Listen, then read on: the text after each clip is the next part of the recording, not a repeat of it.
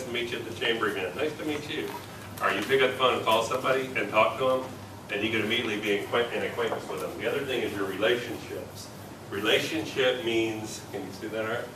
Relationship means I know who you are and I know what you do, but you're in a competitive situation. I'm listing my house and I'm interviewing 3 listing agents, and I want you to be one of them that I'm going to interview. Great. I'm trying to figure out which is the best attorney for me to use for this deal.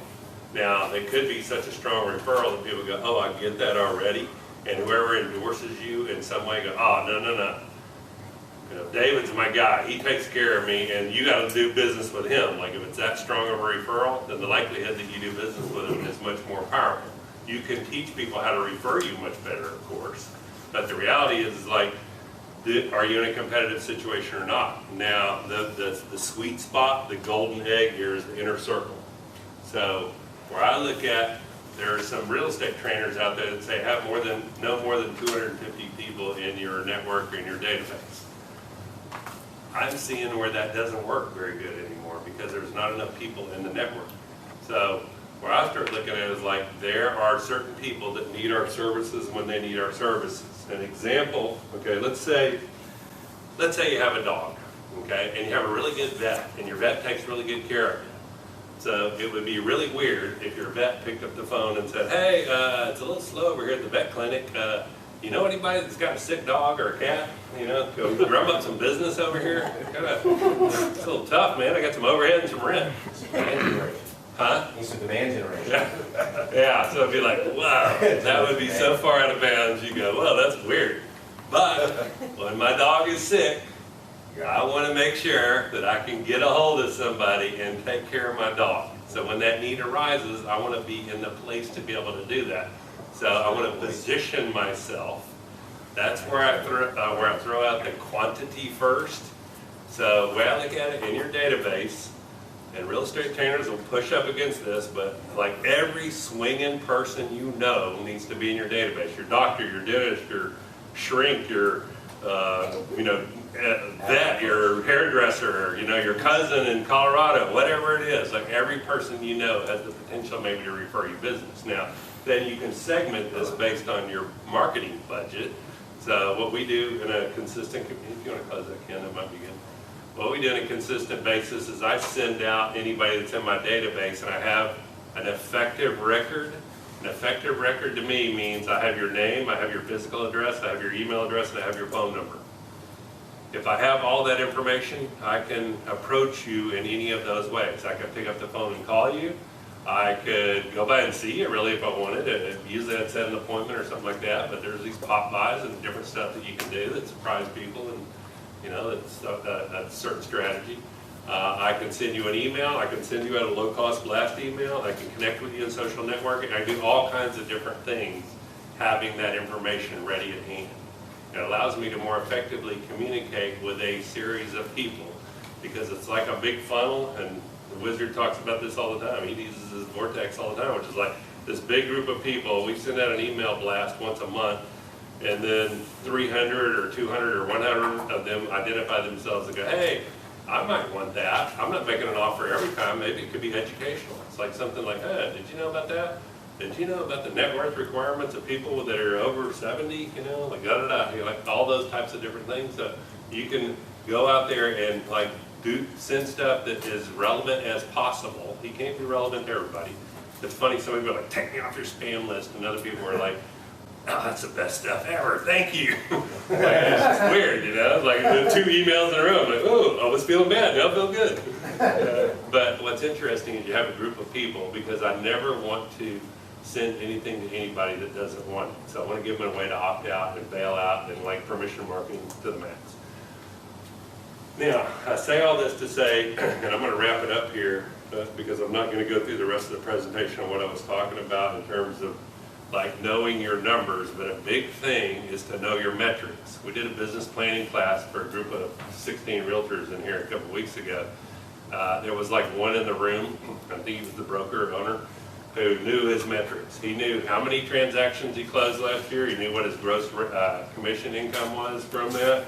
He knew what his expenses were. When we went to expense stuff, bam, he was done. He was like, okay, well, checking his BlackBerry and stuff. Like, But, and Ken and I have been working on some of these metrics, which are like, it starts with a lead. I look for a lead to an agreement metric, okay, and then I look for a lead to a close metric. You can slice and dice those a lot of different ways and analyze them any way you want. Whatever works for you, it doesn't matter. But have a consistent standard of the way that you do that, so that when you wake up every single day, and I'm working, let's say it's not Saturday and Sunday, because I usually don't, but or I'll do a different kind of work, I should say. I'm not here, I'm not in the mortgage business, I'm doing other things. I'm working on stuff like this because it's what I love to do. But what I would tell you is, like, if you know, like every day I know I need 3.5 leads. And if I can do that, I can statistically, 3.5 leads per day will produce a net 25% gain in income per $1 million this year. I'm very clear on what those metrics are, and I'm very clear whether we succeeded or failed at the end of the day. And if it's 4 o'clock and I want to go home early and I only got one, you know, maybe I need to pick up the phone and start calling some people a little bit. Maybe I need to generate a little bit more. Maybe I need to call 10 people today instead of 5. Well, if you've got 200 people or 100 people in your database, you're going to get through this pretty quick. We're going to, I'm sick of you, man. I just heard from you last week. Like nothing new, you know. Nobody needs to buy any real estate that I know. Hi, how you doing, Scott? Charlie. So where I kind of go with that is to like know your numbers. The most successful people in business know their numbers and they know their metrics on their conversion. Take some time, get off the Ferris wheel and do that for whatever it is for you, for your business. The last thing I'll say is talking about accountability, okay? We are insufficient alone as human beings. Everybody knows this. Some people don't act like it. Some people pretend like somebody didn't grow their breakfast and didn't manufacture the clothes they're wearing, the roads we drove here, and the buildings we're in, and all that stuff. Like they act really arrogant about that. Then other people go, oh wow, I recognize I need a lot of help because we're in this such fast-paced world right now. We're overwhelmed. We're like, ugh, I can't get another 14,000 emails today. I'm going to blow up, you know, or one more phone call like the fat guy on Monty Python where he's one more piece of chocolate and blows up, you know? Yeah, one more little wafer or whatever it's like, yeah. So, but where I kind of go is this will simplify your life in a certain way because it will refine the relationships that you have and move them towards the inner circles over time. And you need help or accountability. Some people are really disciplined and they don't ask for any help, and they like on this stuff, they don't need anybody's help. Kristen that I work with in here, she asks for help in a lot of ways, but this is one she's got nailed. For 3.5, 4 years, she closes about 8 deals a month, doesn't have an assistant, doesn't, you know, like a really low-cost business powerhouse, you know, and if it's Sunday and it's your birthday, she'll call you, sorry.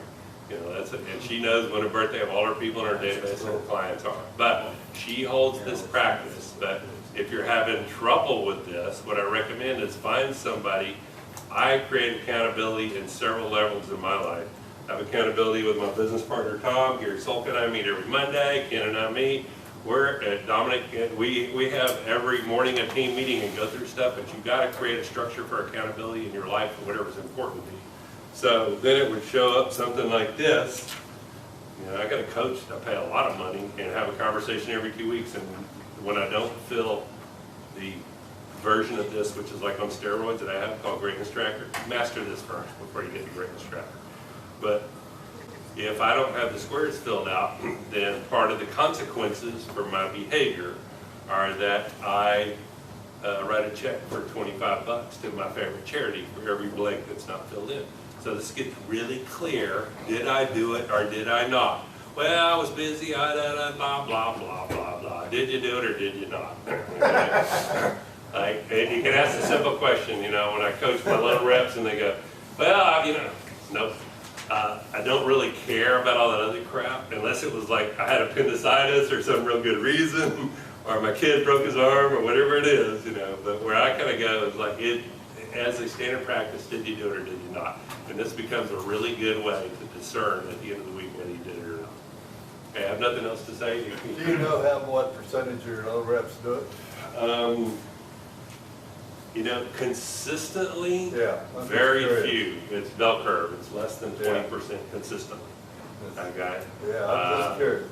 Yeah, but they don't set up the structure for accountability. Like Right. I'm a nice guy, but I'll bear down on them if they go, hey, bear down on me. I go, oh, I got it, you know, like when I get coached, I want about an 8.5 or 9 on the bear down factor. Any other questions? Anybody got anything else? Okay, thank you very much for your attention. Good job.